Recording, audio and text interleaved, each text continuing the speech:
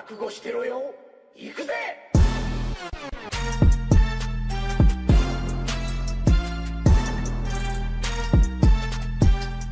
No, we won't let you destroy this world. Hey guys, super power battle explain के एक और episode में आप सभी का स्वागत है। तो आज की इस एपिसोड में हम कोई वर्सेस बैटल ब्रेकडाउन नहीं करेंगे। आज हम द गॉड ऑफ सिम्बियोट नल की ओरिजिन के बारे में बात करेंगे और नल की पावर्स का अंदाजा आपको उसकी ओरिजिन से पता लग जाएगा। So without wasting any time, let's begin.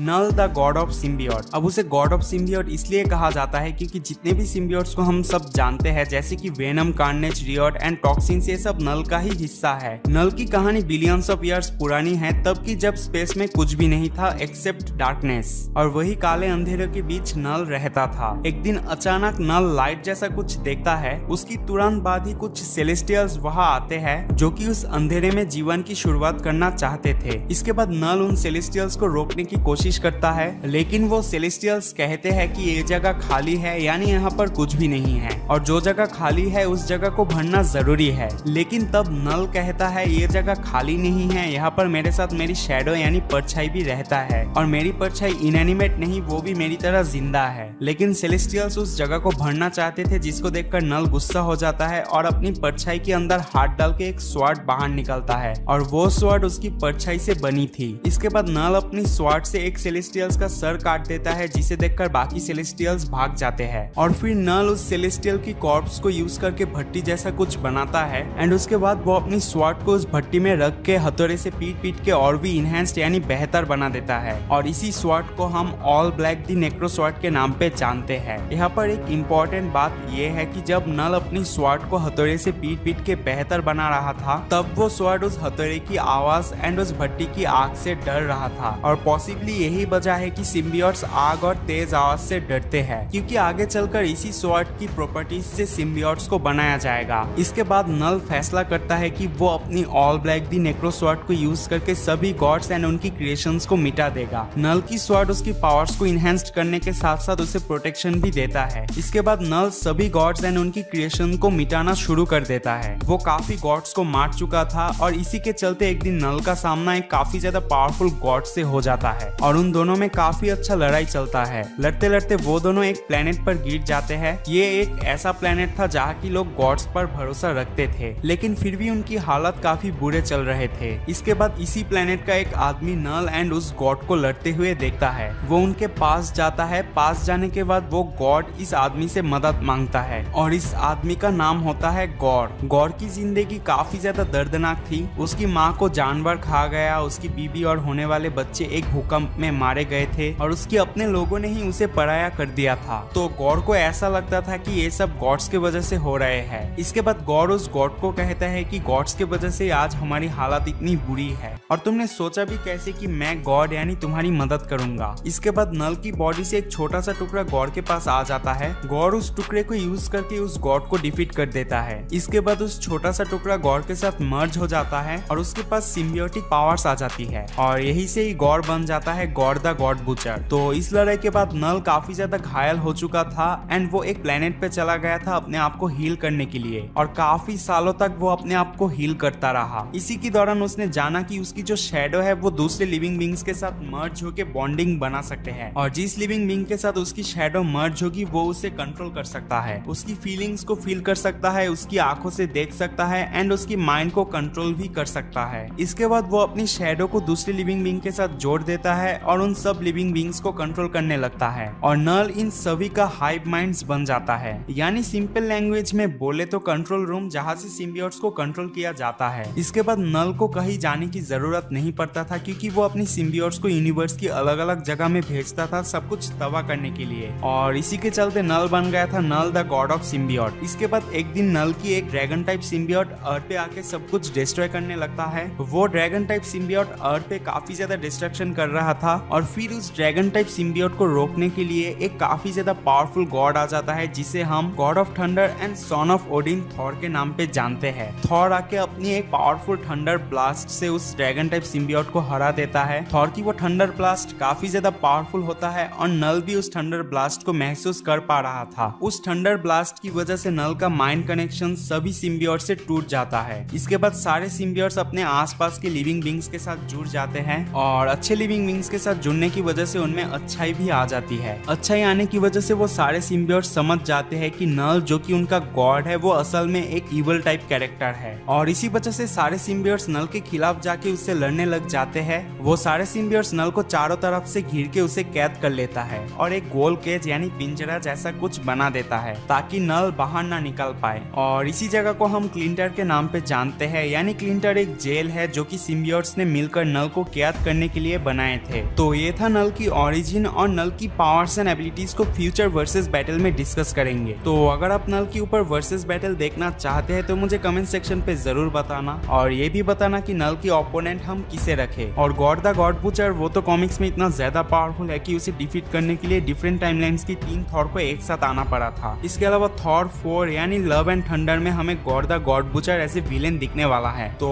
God के ऊपर भी अगर आप वर्सेस बैटल देखना चाहते हैं तो मुझे कमेंट सेक्शन पे जरूर बताना। वीडियो अच्छा लगे तो वीडियो को लाइक कर देना और अगर आप चैनल पे नए हैं तो चैनल को सब्सक्राइब कर लेना, साथ में बेल आइकन को भी क्लिक कर देना। I'll see you in the next video. Till then, take care and thanks for watching.